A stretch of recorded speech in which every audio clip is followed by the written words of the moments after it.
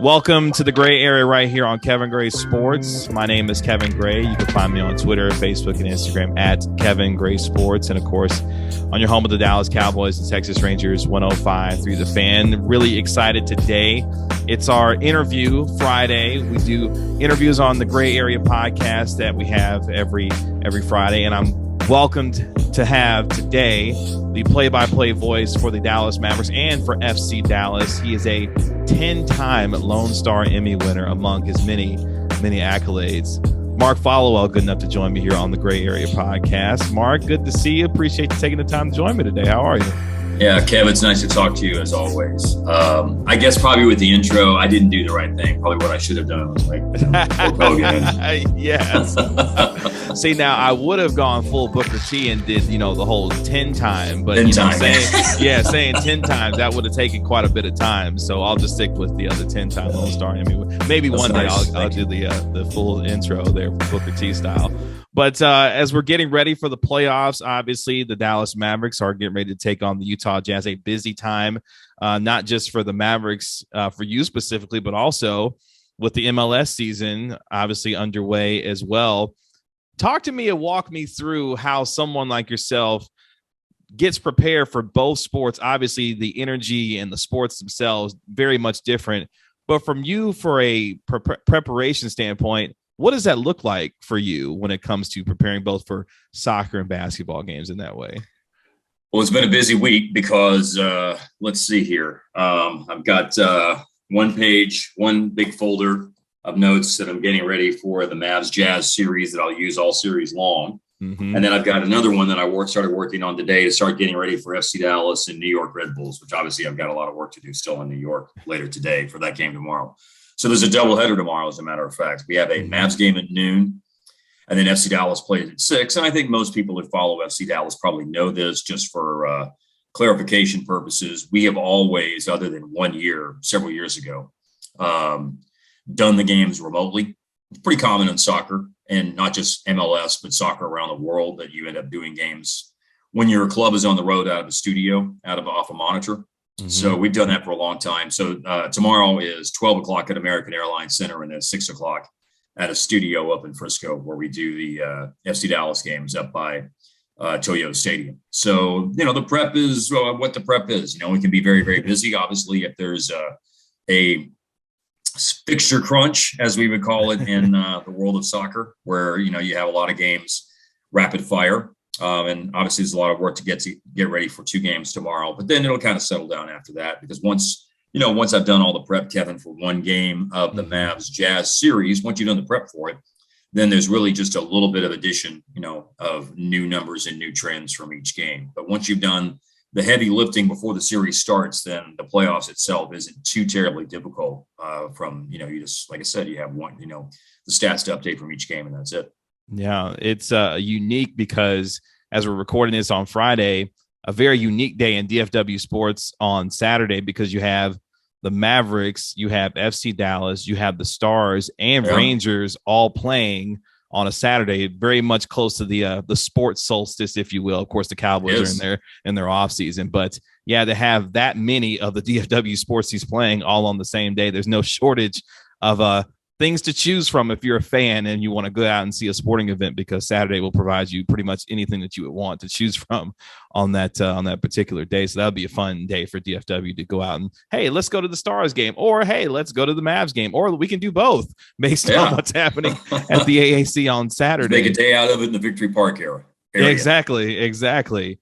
Speaking of which, the Mavericks are taking on the Utah Jazz in this year's first round of the Western Conference.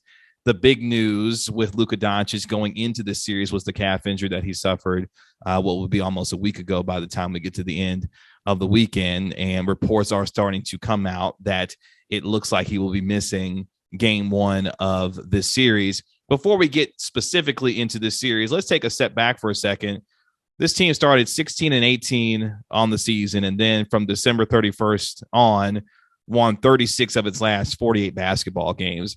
And for you, being up close and personal and watching this team day to day and calling this action alongside with Derek Harper, of course, what's been the biggest thing that has struck you about how this team turned things around, especially after the beginning of the year, to see them get to the point where they were as the 4 seed now in the Western Conference going into the playoffs. Well, Kevin, I'll recruit your opinions and thoughts on this as well, because I think you have probably a pretty similar perspective to what I have. You're on every Zoom or in-person media availability that Jason Kidd has before and after games and practices, etc. And I think that you know that very early in the season, many times, especially when the Mavs lost a game, Jason would say after the game, well, we missed our shots and then we got in our feelings and we're not playing the way we need to play on the defensive end of the floor. We're hanging our head, we're slumping our shoulders, et cetera, et cetera. And if you notice now, he doesn't say that anymore because, the light bulb went off at some point in time. And whether or not it's, specifically December the 31st, whenever this streak or this stretch of time started when they won the 36 out of 48 games you're talking about. I don't, know that that's necessarily when the switch was flipped, but the results started changing. So I think this team just really went through a culture change and a DNA change, and that takes some time. And so that early part of the season, Jay Kidd was trying to instill in these guys the buy-in of a defensive first mentality, whereas for many years, winning games was more often than not contingent upon, are they going to make their shots? Mm-hmm. And, because they were so used to shot making being the essence of what made them a successful team, when they weren't making shots, as Jay Kidd said, they'd get in their feelings and, would not take the approach on the defensive end of the floor that they needed because of things that were happening on the offensive end of the floor. And again, he doesn't say that anymore. So obviously that's changed. Yeah. And I think to me, that's the biggest change of what's happened is the team, was a top 5 defensive team in that second half of the season, basically. Mm-hmm. And, even though the number itself probably isn't, ended up not being as good because of how some things changed late in the season. Interesting thing is that the league in general had a dramatic increase in offense as the year unfolded. Offense was very much down. Scoring and shooting was really down to start the season. And the post-All-Star break season I was looking at, post-All-Star break portion of the season I was looking at today, scoring and shooting was actually up over the balance of last season. So, they still were relative to other teams around the league defending pretty darn well, even in the, the back part of the season when everybody was kind of seeing an uptick in their numbers. So that's the biggest thing that changed is, defensively they got better. They bought into what Jay Kidd was saying. And, they've been a lot healthier, better with the trade, bringing on Dinwiddie. And, those are the things that I look at. 2 interesting points there. So much for complaining about a new basketball as the season went on, because that was the whole big conversation as the season started. What about this brand new basketball they're all going to be using? And it sounds like as the season went on, that kind of went away as scoring. I'm glad that discussion's in the rearview mirror. Exactly. And it's funny because you brought up, with the defensive turnaround, at one point, Kidd had said, hey, this team wasn't built to play defense, which kind of took everybody aback for a second. It's like, well, hold on now. But then as the season went on, I think they started to prove themselves, learning what defensively they were being asked to do from, Kidd and defensive coordinator, Sean Sweeney, to the point where it felt like this team understood what was being asked of them night over night, and they were able to put that together on the floor. And now looking at them going into this series, how much will they have to draw on that, given how the dynamics of the series is going to change? Obviously, if Luka's not able to play for a significant portion of the series, how much will they need to rely on that to give themselves an opportunity to extend this series as long as they can, even if shots aren't necessarily falling the way that they need to in this series? Well, I think if Luka does or doesn't play, defense was going to be really important and will continue to be. Look, it's what your calling card is going to be in the playoffs if, in fact, you're going to be a team that's going to go on a long and fruitful playoff run. And especially it's important because Utah is the number 1 ranked offensive team in the league. And, I don't think that there was any real major slippage in numbers, even though they lost a lot of games late in the year and lost 7 out of their last 11 games. They're still a very potent, when hitting on all cylinders, offensive team. Their 3-point shooting is very good. They're obviously efficient because of the number of shots that Gobert takes and the high field goal percentage that he shoots, which is the 4th best in NBA history amongst a qualifying player this year at 71.3%. So the defense is going to be extremely important, more so if Luka does miss time. But I think that was going to be the case regardless of whether or not Luka played, just because of that's what you got to do in the playoffs and because of Utah's very efficient offense. The basketball gods, unfortunately, didn't smile on the Dallas Mavericks the final day of the season. Luka Doncic straining that calf muscle, now potentially out for multiple games in this series, obviously going to be potentially missing game one. Just from your perspective in watching this young man and how he's performed and what he's turned into as a player, we know how good he is, obviously. But for folks that don't see him on a day-to-day basis or up as close as you are to him as people, could be watching him play, what will be most missed about him if he does miss multiple games in this series, about how he's able to control a game based on the way that he does when he's on the floor for this team? Good question. I think probably just his vision, his decision-making and his vision. The ball is in his hands so much. He sees so many things. He sees things before. He sees passes before a lot of us see them. And some of us don't see those passes at all. And he makes them. And they're extraordinary passes. So, and then, he's got the ball in his hands. They play at a slow pace, the slowest pace in the league, as a matter of fact. That means they get into a lot of late shot clock situations. And that's when your decision-making has to be on point. And his decision-making is very much typically on point in a lot of those late shot clock situations. So I would say that would probably be the thing. They're going to miss everything that he does because he's so integral to their success. But to me, if you're going to ask me to identify like one or two things, I think that's what I would put at the top of the list. Yeah, the passing of Luka Doncic is something to behold, and seeing him on a night-to-night basis is something that I think a lot of fans, just in general, basketball fans, love watching as he plays the game as he does.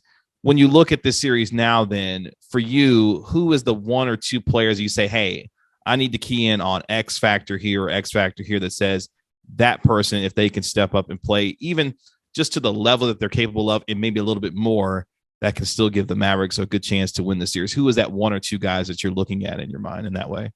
Well, I think the obvious choice is the guys in the backcourt, Brunson and Dinwiddie. Yeah. That's going to presumably be your starting backcourt whenever Luka's not playing. I don't see any scenario where it wouldn't be. So Brunson averaged 20 points per game this year whenever Luka didn't play, the 17 games that Luka did not play. And Dinwiddie, we're only talking about 2 games, so it's a small sample size. But when Luka did not play, Dinwiddie had 36 against the Kings, and I think he had 23 in the game that they played against the Rockets. Obviously, much higher caliber opponent. Mm-hmm. But I'll increase the sample size a little bit and say that when Dinwiddie started, because he started for Brunson some as well, the scoring average was 22 points per game for Dinwiddie. So it's going to be on those two guys. And then I think whenever you start Dinwiddie in the games, if in fact Luka is going to, miss a game or two here or whatever it's going to end up being, that changes your bench as well. So Dinwiddie gets elevated from the bench to the starting lineup. And where does bench production come? And I don't know that I can say that there's one guy, but, somebody on a night-to-night basis is going to have to, be a bench scorer. And that doesn't mean that they have to score 20, but you just need, a good window of time when they're out there, a hot streak, efficient, shooting when they're out there on the floor. Bertans would be a candidate to get hot. He had 17 in the game up at Utah right out of the All-Star break, and he shot 50 from the three-point line in the last 10 games he played, I believe is what it is, 16 out of 32 in his last 10 games. It could be Trey Burke because you're obviously you've got more point guard or more guard minutes to fill. Maybe that's a direction that J Kidd turns off the bench and see if it's one of those nights when he's on a blazing hot streak, which can happen. So, I again, on the bench side of things, I don't want to put it on any one person, but sure, to realistically have a chance to offset the bench production that you pretty much pencil in for Utah every game because of Jordan Clarkson. Somebody off the bench is going to have, a really solid performance each game, I think, to give you a chance to win. I do, and I'm interested to see if the pace of play changes. These two teams are very slow when it comes to pace of play. I wonder if the Mavericks look at the situation and say, hey, maybe we'll go a little bit small, maybe try to push the pace a little bit and try and get out on the break and maybe be a little bit better in transition, maybe to try to put some pressure on the Jazz in this series. That might be an interesting wrinkle that could potentially happen in this series. And, Could happen. Just to jump in, it could happen. Yeah. One thing to point out is that, teams always zero in on certain things defensively whenever the playoffs roll around. Mm-hmm. And I think one thing that teams are always going to do is want to prevent easy baskets. So there's going to be a heightened sense of awareness to take away transition. So the Mavs might want to do that, but the nature of playoff basketball is that it slows down. And then to all of a sudden break character and try to speed things up when it goes against A, the grain of what you've done this year, and B, the fabric of what playoff basketball is. Maybe there's, you can pick your spots and that can happen, but I don't know that I'm anticipating, a big in that regard. We'll see. Yeah, it would be fun to see them get a little bit more interest if they're able and capable of doing it. I would embrace it. Exactly. Before we move on, it's interesting because a lot has been made about the Utah Jazz coming into this series and the quote unquote turmoil that they have been dealing with. And I don't know, Mark, I was starting to get the sense in my mind, while yes, it's obviously important to focus in on some of the things that they've been dealing with from a personnel standpoint, things that could be changing for them this offseason. Mm-hmm. This is still a very capable team and a very good team that's got good players, good coaching. Are we making too much of the internal strife or turmoil that they're dealing with to the point where we may be overlooking the idea that they may put it together for a stretch of, 4 out of 7 games to win a series like this, despite the fact that they've been going through the stuff that they've been reportedly dealing with in that organization recently? At this point in time, I would actually agree with you on that. Yes. I think, can you put them mentally in a bad place if you're able to jump on them, especially if you win a couple of games? If Luka misses a couple of games and they play without him and you win them, maybe then you can get them in that bad place mentally of their late season struggles and pressure that you're talking about. I don't, I do think that there's something to that part of it, but I agree with what you're saying. That I think if you're banking the Mavs' success on the Jazz being fragile and that alone, then I think that's probably, a little bit too much to hope for, because I look at Utah and I've done, multiple interviews about it this week. And I'll say to you what I said to just about everybody about it. 2 things. Number one, Utah has players that keep me up at night, man. Donovan Mitchell, who's scored 36 points per game in the bubble playoffs and 32 points per game last year in the playoffs.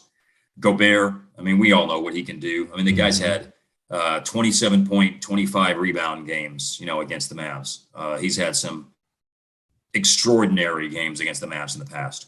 Bogdanovich is a very underrated. He's a damn good player. Mm-hmm. And because he's playing in Utah, maybe sometimes people forget how good he is. But this is a guy who's 20 plus any night, can be very, very good shooting the 3 ball. And he's got more than just the 3 in his bag. He can also put the ball on the floor and go to the basket, more than I think people probably give him credit for. I mentioned a second ago, Clarkson off the bench. Mm-hmm. I'll throw in Hassan Whiteside, who is a good backup center, who allows them to play in essentially the same way because his skill set is so similar to Gobert.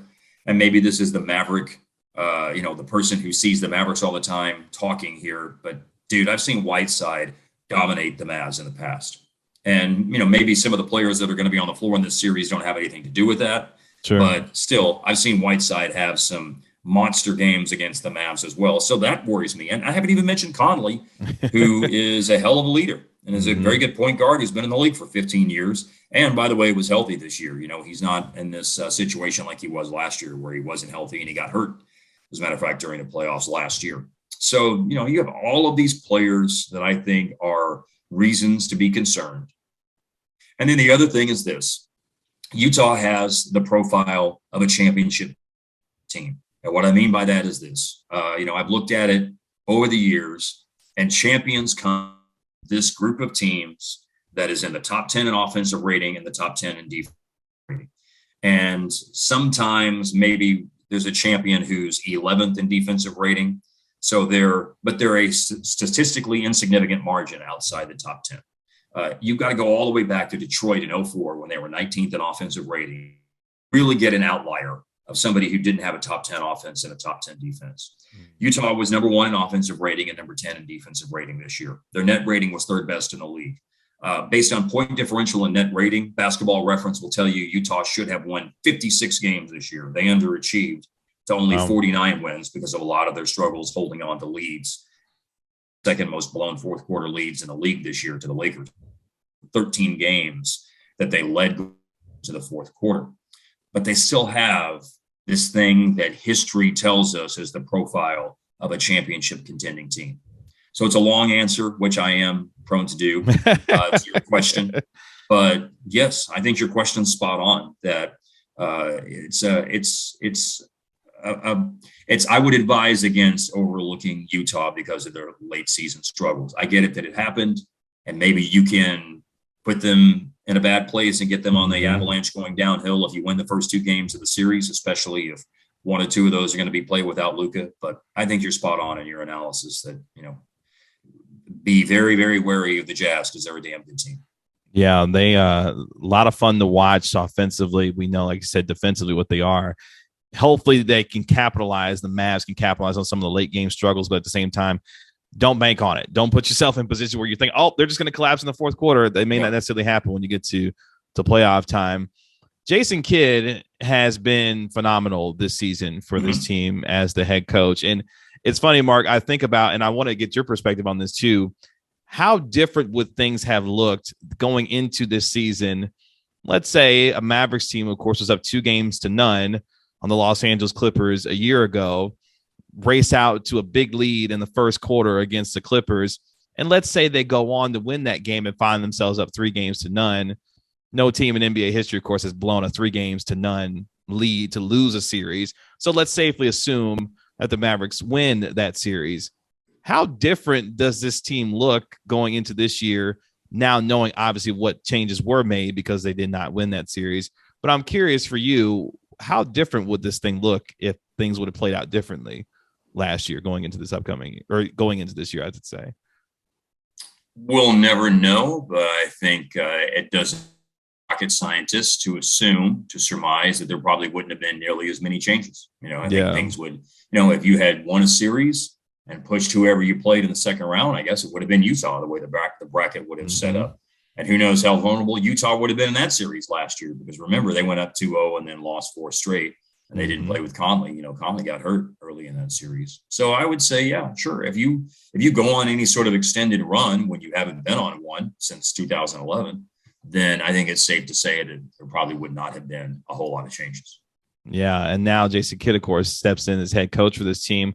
What has been the most impressive aspect of what he's done for this team this season? A team that won over 50 games this year, first time doing that since 2015, and now having its highest seed, since 2011 when they were 3 seed when Jason Kidd was head coach, way back when. What has impressed you most about what he's done this season for this team?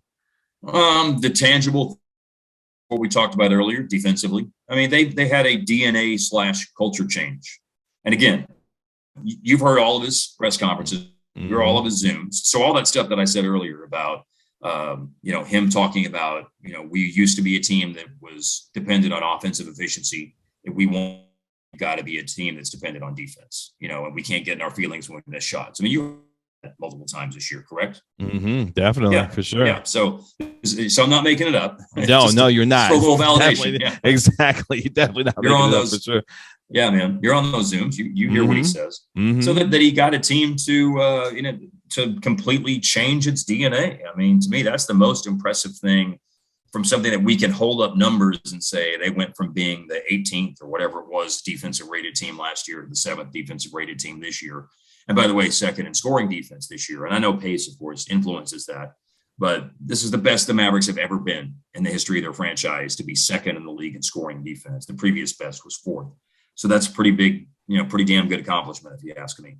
The intangible thing that I would say has done is that he's just created just a sense of, maybe tranquility is a little bit too, maybe a little bit of zen maybe for this team. What's that? I'm sorry? A little bit of zen maybe for this team. Yeah, I think that's fair. Yeah, I just think there's good communication, and I think that there's a team that's taken on a lot of his personality as the years gone on. I think that they keep their heads while others about them could be losing theirs in late game situations. I think they just they execute better in late game situations. Their clutch numbers reflect that from the beginning of February until the end of the season. So I think there's just there's a very good atmosphere around the practice facility and around the team of communication, zen, tranquility, calmness, whatever you want to call it. I just think that he's, they've taken on his personality, which of course is what you would want to have happen. Yeah. Is that your team to take on the positive traits of its leader. If I had to describe Jason Kidd as an app, he would be the calm app, because no matter what, it seems like this season he has kept that same even keel tone all season long, not too high, not too low.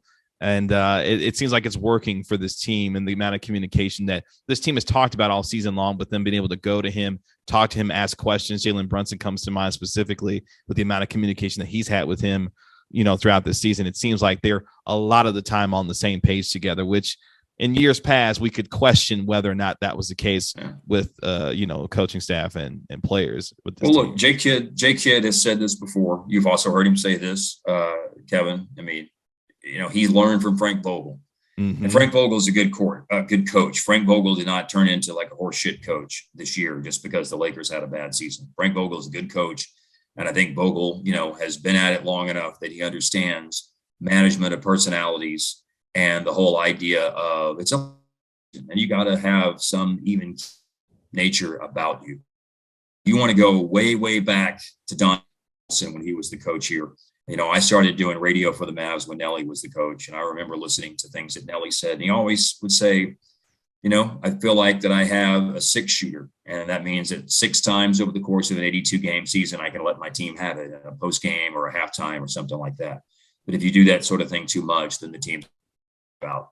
And, I don't know that Jason really ever let his team have it this year. And when he did, I think he still handled it in a way it was treating everyone and, making sure that everybody understood, what the expectations and responsibilities were. I just think Jason's communication skills, have been wonderful this year, and his, even-keeled nature, as you said, the underrated comedic timing of Jason Kidd, we've seen it all this year. And, yes.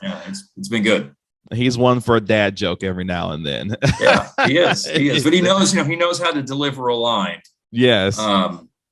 He did it in the Dirk retirement press and the Dirk jersey retirement. Mm-hmm. When, he looked at Dirk and he said, give you a 10-day. And then he looked at him kind of like little crooked grin on his face and just sat there and just let the joke marinate in the laughter of everybody at the arena. And Dirk like, no. So yeah, Jay Kidd's got better comedic timing than I think we all realized, and we've seen that a few times this year too. Well, hopefully he'll be able to call on some of that to keep his team calm dealing with this in this playoff series. Before we get out of here today, obviously you've had a terrific career. You have done a lot in the world of broadcasting and also in radio that some people may not necessarily be aware of. And the fact that obviously you've been the play-by-play voice, for the Mavericks since 2005. You've been doing FC Dallas games, for several years now. I think over a decade now, if I remember. Yeah, it's my 11th year doing FC Dallas. Yep. Yeah. Yep. So and this is my 23rd year with the Mavs. I did radio part-time for 2 years, and mostly studio, but some play-by-play. And then I did the radio, and then I'm 2005. So this is 23 years in some form or fashion of NBA broadcasting. And also you have covered soccer, whether it be for the World Cup and also for the Olympics. How was that experience for you, being on the biggest stages, calling games and matches that obviously people are tuning in from around the world to watch? What is that feeling like to be able to be on that kind of a stage, especially on an Olympic and a World Cup stage where literally the eyes of the world are watching these matches as you call them, as you do? Oh man. It's been an incredible ride. I grew up in Louisville and then in Justin. And Justin, when I lived there, Kevin, was out there by the Speedway out north. The population sign in our town from the 1980 census. So when I was growing up there in the 80s was 1234, 1, 2, 3, 4. That's how many people were in Justin. So, I've seen things in the world and experienced things in the world that I never thought I would, and that people from a place like that don't, get an opportunity to do very, very often. So I think whenever you do those games, you prep, and you put in the work and you want to be on top of your game. So that's the first thing that you're thinking about. I think that if you get too wrapped up in the magnitude of what you're doing, then that can be a bit of a distraction. But I also think there's an appropriate way to kind of take a moment to reflect, whether it's before, whether it's after the game, that, yeah, this is not only an incredible privilege, but just an amazing journey from, where I was to have the opportunity to do these things. So when I've done those things, I try to enjoy them, savor the flavor, because you never know when you're going to get asked back to do something like this. I mean, this year I can't do a World Cup because it's falling during basketball season, and obviously can't leave the Mavs for 3 or 4 weeks to go to Qatar or anything like that. And I know I feel like, based on communication that I had, that they would have liked to have had me back, but unfortunately, that's just not the way it is. And, I'm at peace with that. But I'm grateful for all the things that I've done. I've done college football games for 10 Network now for over a decade as well. And man, last year I got to go to Kinnick Stadium in Iowa for the first, the Kinnick Wave, where they're waved Children's Hospital. That was really cool. Yeah. At Penn State at Happy Valley last year, about 105,000 people were there for the game that I was doing. So, those experiences are extraordinary too, from a college football perspective. So I've been very, very lucky that, things have turned out the way they have over the years. I see you got your North Texas hat on, proud being green that you are. Of course. How did you get your start, and where is your passion for not just broadcasting, but in overall, play-by-play? How did that start for you, and where did that come from? Was there a specific mentor that you had, or someone that you looked to say, hey, they are doing what I want to do eventually for my career and my passion that I want to do? Growing up, I liked radio. I loved radio. I loved sports. Mm-hmm. When I go talk to kids at career days and camps and things like that, one of the things I always tell them is pursue your dream of loving sports and playing, but also understand, I did at a pretty early age, that's only going to take you so far, but I still want to be around it, still want to be involved in it. And so that was sort of the vehicle to be involved. I have a very good mind to numbers and statistics, kind of freaky, kind of weird. That does lend itself to play-by-play realm. So, I always just felt like that I could be involved because I had this just nerdy devotion and interest in sports. As far as radio goes, my dad worked in radio, not when I was a kid, but he always told me stories which romanticized it for me. I used to love to sit and listen to the AM radio when I was a kid, because it was fascinating to me that at night you could hear KOA in Denver, or WLW in Cincinnati, or WWL in New Orleans, or WBBM in Chicago, and hear these stations from all across the country. And little 13-year-old me thought, God, that would be so amazing to be booming across the country. And, people like me who listening in their bedroom when they were kids could hear me. So, I just always had an interest in getting into the business. And then a mentor, of course, was when I went to North Texas. Our sports broadcasting teacher there was Bill Mercer. Bill was at North Texas for a long time. The Cowboys, former radio voice of the Rangers, Chicago White Sox, something near and dear to our hearts, Kevin, wrestling as well. Mm-hmm. And Bill was the play-by-play and sports broadcasting teacher in North Texas. And, I learned things from him that are, and I would never be where I am now were it not for learning the things that I learned from Bill back in the day. But there were others. Craig Way, sure, from the North Texas program, who came in, always, checked on people and was a mentor. George was the same way. George Dunham was, at that point in time, a graduate of North Texas, and was also someone who paid it forward and looked after the kids from North Texas. So those guys were all, very, very meaningful to me in terms of someone you may know, Bruce Gilbert. He was at the Ticket, and he's gone on to bigger and better things on a national stage with Cumulus Radio, and with, I think he's been with just about every large media radio conglomerate that's been out there. And Bruce was a great mentor to me as well, and really, told me after, I'd been at the Ticket for several years, pick what it is you want to do and focus on that. And, I know you think that it's great that you can do all these different things, but pick something that is your passion and really try to zero in and hone in and focus on that. And obviously it was play-by-play, and, I was in the right place at the right time for some opportunities to come my way, and, doors opened, and it's been a tremendous ride since. You've taken full advantage of those opportunities to have a long and tremendous career that a lot of fans have fallen in love with. Obviously, it's very interesting when you listen to broadcasts, whether it be on radio or on television, and you don't hear the voice that you're accustomed to hearing. Well, where is such and such? Well, where's such? And I believe that you have fallen into that category where if you're not on television calling games, like, well, hold on, where's Mark at calling the game and not necessarily being there? So I think that's one of the true, marks of someone who has not just had longevity in the business, but has made obviously an indelible mark on people who, for a lot of ways, you're kind of the soundtrack to their Mavs basketball life because of how long you have been around and what you've seen, and obviously being able to call with what this team has gone through the ebbs and flows of championship years and so on and so forth. How does that resonate with you, that you've kind of been kind of that quote unquote soundtrack for people when it comes to how they view Mavs basketball in that way? You know, how I've kind of looked at it is when you do the long season sports with a lot of games, basketball or hockey, and you're the local broadcaster, people invite you into their homes for, 70 some odd nights in our case, and baseball, 150 some odd out of the 52 games is probably what a local broadcast group ends up doing. You become part of people's family. And, that's a relationship that you have to cultivate and you have to, treat appropriately. My philosophy about it has always been this: if I don't sound like I give a shit about the game, then how can I expect the guy on the couch to give a shit? So that's just, I've always kind of approached it that way. It isn't that I sit there and think about, I get to be the soundtrack for all of this stuff. It's just that I have an enthusiasm and passion and love for what I do. And I don't know any other way to go about it other than to be my authentic self on the air. And that means all that enthusiasm and all of its different crazy ass forms comes out. I love what I do, and I love sports, and I love these games, and I love the Mavs and FC Dallas. And so, I think all of that, I think that for the most part, sports broadcasting is like politics. No one has a 100% approval rating. We all have haters.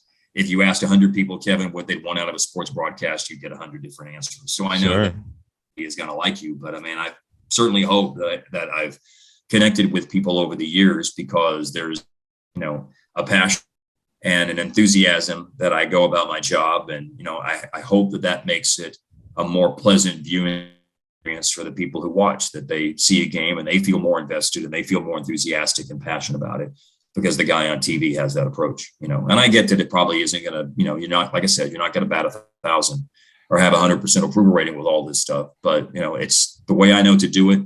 And, I hope that it's resonated and connected with people over the years.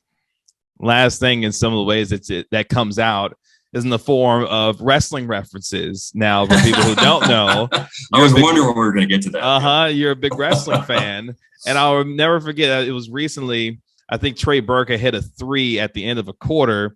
Yeah, I know where you're going.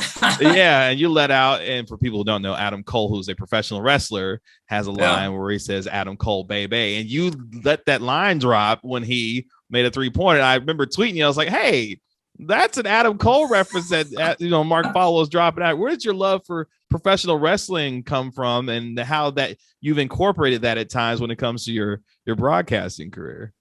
It's just it comes from being a kid, and so there was always an interest in it.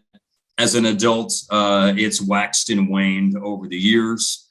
I'm watching a little bit more lately. I think a lot of that is, what's going on in AEW right now is very, very invigorating for the business. And there's some great storytelling going on there. And, we probably don't have time to delve into all of that, but I really, really like a lot of what's happening there. So, those guys and gals both, they're entertainers and they're performers. And so, there's some, it is sports entertainment after all. Mm-hmm. So there's some things in there that I think just sort of lend itself to shtick on the air for sports. Hey, I'm Adam Cole, baby, with the Trey Burke reference a few weeks ago. And there's a few others. It was always fun when Dirk was here to reference that he was the best there was, the best there is, the best there was, and the best there ever will be. A little Bret Hart there. Yeah. Take something from Bret Hart. So there's some good things out there that I've liked to use over the years. And I always like to, just drop that on people. You never know when out there wrestling is going to come along.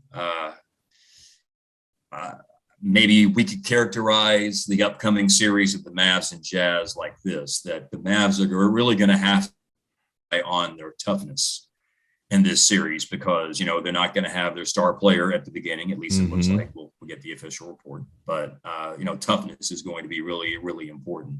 So maybe I would say about this series, Kevin, hard work pays off. Dreams come true.